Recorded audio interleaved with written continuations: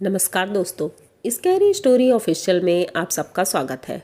आज की कहानी की तरफ बढ़ने से पहले चैनल को सब्सक्राइब कर लीजिए और अगर कहानी अच्छी लगती है तो प्लीज़ लाइक एंड कमेंट करना मत भूलिएगा। तो आज की कहानी एक ऐसे घर की है, जैसा कि उन्होंने बताया है तो बहुत ही डरावना है। तो आई होप आप सबको कहानी ज़रूर पसंद आएगी, तो प्लीज़ कहानी को बहुत ध्यान से सुनिएगा। तो देर न करते हुए हम कहानी सुनाएंगे और कहानी सुनाते हुए भी मुझे बहुत डर लग रहा है। इस समय बहुत रात हो चुकी है और जिस वजह से इतना ज़्यादा डर लग रहा है और हवाएं इतनी तेज़ चल रही हैं कि कहानी का एकदम मौसम बना हुआ है। तो कहानी की तरफ बढ़ते हैं। कहानी है अंजलि की। अंजलि और उनके पति हैं सौरभ और अंजलि। अभी उनकी शादी हुई थी और दोनों शहर में एक नए घर की तलाश कर रहे थे। ये कहानी आज से 15 साल पुरानी है। तो बात तभी की है, उस वक्त ज़मीन इतनी महंगी नहीं थी, थोड़ा सा अपने बजट में आज के समय के हिसाब से बहुत कम थी। तो ये लोग ज़मीन देखना शुरू कर रहे थे और ये यूपी की कहानी है। तो यूपी के ही एक ऐसे शहर की है जो बहुत ज़्यादा औद्योगिक है। तो वहाँ पर ये हाईवे किनारे एक प्लॉट देखते हैं। वहाँ भी आबादी नहीं थी, लेकिन लोगों का कहना था कि हाईवे के किनारे है तो आबादी जल्दी ही बस जाएगी। और ये सब देख करके अंजलि तो खुश होती है कि चलो अच्छा है, हाईवे के किनारे प्लॉट है तो आगे चल के अगर प्रोग्रेस होती है तो यहाँ पर शॉप वगैरह भी खुल जाएगी। लेकिन जब वो वहाँ देखने जाते हैं तो पता चलता है रोड से नीचे उतरते ही गली में 5वां घर इनका था, जो प्लॉट इन्होंने पसंद किया था। 4 प्लॉट पहले बिक चुके थे, लेकिन अभी वहाँ कोई बनवा नहीं रहा था। तो ये सोचते हैं चलो अच्छा ही है, ज़्यादा रोड के किनारे नहीं है, क्योंकि ज़्यादा रोड के किनारे होगा तो गाड़ियों की आवाज़ और धूल मिट्टी ये सारी चीज़ें बहुत आती हैं। तो खुश थे, चलो 5वां ही घर है। अब इन्होंने घर तो देख लिया और बहुत बड़ा प्लॉट लिया था। इन्होंने प्लॉट ले लिया और अब सोचा कि किराए के घर में रहने से बेहतर है कि हम इसे बनवा लेते हैं और थोड़ा बहुत ही बनेगा तो हम रहना शुरू कर देंगे। तो ये 2 कमरे बनवाते हैं और लैट्रिन बाथरूम, बस इतना ही बनवा कर ये रहने लगते हैं। और सोच रहते रहते ही पूरा बन जाएगा, क्योंकि बाहर किराए के घर में बहुत खर्चा होता है और 4 बातें भी सुननी पड़ती हैं। तो इन्होंने जल्दी जल्दी में वो घर बनवा लिया और वहाँ रहने लगे और सोचा थोड़ा थोड़ा पैसा जोड़ करके आगे का घर बनवा लेंगे। अब इनकी दिनचर्या ठीक चल रही थी। इनकी बाकी फैमिली गांव में रहती थी और इनके मम्मी पापा कभी कभी आते जाते रहते थे, लेकिन ये दोनों ही यहाँ पर रहते थे। अब अंजलि प्रेग्नेंट हुई थी, उसी बीच इनके घर में लोगों का आना जाना शुरू हुआ। पड़ोसी लोग आने जाने लगे, घर में छोटे मोटे फंक्शन होने लगे थे।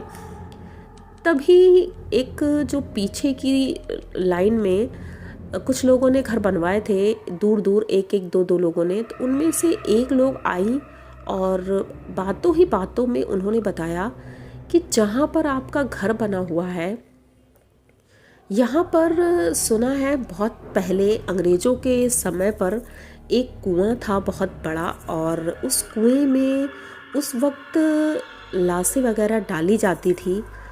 तो ये जगह तो बहुत डेंजरस है और बोलते हैं कि यहाँ अक्सर आत्माएं दिखाई पड़ती हैं। अब ये दोनों तो एक दूसरे का मुंह देखने लगे थे। बोलते हैं कि मेरे साथ तो ऐसा कुछ भी नहीं हुआ, मैं तो 1 साल हो गया है यहाँ रहते हुए, लेकिन मैं ठीक हूँ, मेरी वाइफ भी ठीक है, हमें कोई प्रॉब्लम नहीं है। लेकिन वो जब बता रही थी तो उसके चेहरे के भाव ऐसे डरे हुए थे। वो घर से चली जाती है। उसके बाद अंजलि के दिमाग में वो बात रह जाती है और वो सौरभ से बोलती है, सौरभ कहीं हमने गलती तो नहीं की है? तो वो बोलता है नहीं, ऐसा कुछ भी नहीं है, ज़्यादा उनकी बातों को सोचो मत, लोग तो भड़काने के लिए होते हैं। वो भी बात को आई गई कर देती है और उसके बाद धीरे धीरे समय गुजरता जाता है और अंजलि की तबीयत अब ठीक नहीं रह रही थी। उनके यहाँ एक बेटा होता है उनका, और बेटा भी धीरे धीरे बड़ा होने लगता है। अंजलि की तबीयत दिनों दिन ख़राब होती जा रही थी। अब बेटा 10 साल का हो गया था और अंजलि की तबीयत बहुत ख़राब रहने लगी थी। ये सोचिए कि अब वो बाहर भी नहीं जाती थी, कभी उसको टाइफाइड हो जाता है तो कभी कुछ ना कुछ प्रॉब्लम लगी रहती थी और दोनों में झगड़ा भी होने लगा था बहुत ज़्यादा। दोनों हस्बैंड वाइफ ये नोटिस करते थे कि हर सैटरडे और संडे को ही ये होता है। अक्सर बड़ा झगड़ा या कोई बड़ी प्रॉब्लम हमेशा सैटरडे या संडे को होती है। इनको ये चीज़ें समझ नहीं आ रही थी ऐसा क्यों होता है। ये लोग इतना परेशान हो गए। अब इनका बेटा जो हुआ था वो भी पता नहीं क्यों इतना कमज़ोर था, देखने में दुबला पतला था। पड़ोसी भी बोलते थे, अब तो पड़ोसी भी बहुत लोग रहने लगे थे वहाँ पर, तो वो भी आते जाते थे। तो वो बोलते थे कि पता नहीं क्यों आपके घर में कुछ बाहर से निगेटिविटी दिखती है, कुछ समझ में नहीं आता है। इतना बड़ा घर है, इतना अच्छा है और अब तो घर कंप्लीट भी बन गया है, लेकिन कुछ अजीब सा लगता है, अच्छा नहीं लगता, वो रौनक सी नहीं लगती है। अंजलि भी मन ही मन पता नहीं क्या सोचती रहती थी, घुलती रहती थी, बहुत परेशान रहती थी। एक दिन वो सौरभ से बोलती है, सौरभ क्यों ना हम इस घर को बेच दें और कहीं और ले लें, क्योंकि जब से हम इस घर में आए हैं हमारी कोई तरक्की नहीं हुई है और हम परेशान ही हैं तब से। तो सौरभ बोलता है ये सब कुछ नहीं है, लोगों के बहकावे में आने की ज़रूरत नहीं है। उसी रात अंजलि जब सो रही थी तो उसे ऐसा लगा कि उसके बाथरूम से आवाज़ आ रही है जैसे कोई नहा रहा हो। ये धीरे धीरे चलकर जाती है क्योंकि इसकी तबीयत ठीक नहीं थी। ये बाथरूम के बाहर खड़ी थी तो इसने देखा बाथरूम के अंदर कोई है और कपड़े चेंज कर रहा है। इसने क्लियर देखा कि कोई लड़की है और वो कपड़े चेंज कर रही है। दरवाज़ा आधा खुला हुआ है तो ये देख करके एकदम से चीखती है क्योंकि वो लड़की एकदम से इनकी तरफ देखने लगती है, अंजलि की तरफ।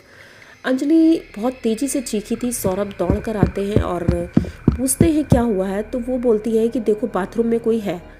तो सौरभ देखते हैं कि बाथरूम का दरवाज़ा तो बंद है, तुम्हें कैसे दिख रहा है कि कोई अंदर है। वो जाती है, दरवाज़ा चेक करती है तो देखती है दरवाज़ा रियली बंद था। तो फिर अंजलि को ऐसे क्यों दिखा था। अब इस दिन के बाद से अंजलि बहुत ज़्यादा डरने लगी थी। सौरभ ने बताया कि जब ये घर बन रहा था उस वक्त एक लेबर थी जो ऊपर जब छत बन रही थी तभी वो गिर गई थी और उसके काफ़ी चोट आई थी, तो उसको छुट्टी दे दी गई थी और उसका इलाज भी कराया गया था। तो उस बात को इन्होंने आई गई कर दी थी और ज़्यादा ध्यान नहीं दिया था। उसने भी कुछ ऐसा ही बताया था कि इस घर में कुछ ना कुछ तो गड़बड़ है।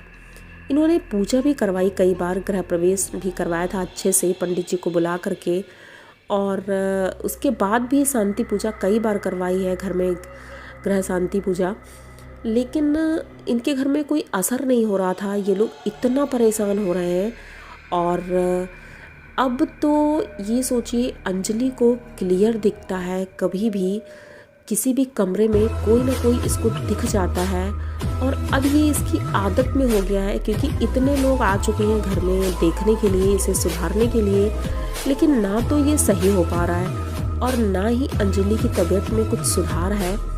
पर अंजलि को वो आत्मा अपने घर में दिखती है, सौरभ को कभी नहीं दिखी है और सौरभ इन सब बातों को ज़्यादा मानते भी नहीं है। लेकिन अंजलि अब मानती है क्योंकि वो सामने देखती है और अंजलि की बातों को सौरभ बिल्कुल नहीं मानता है।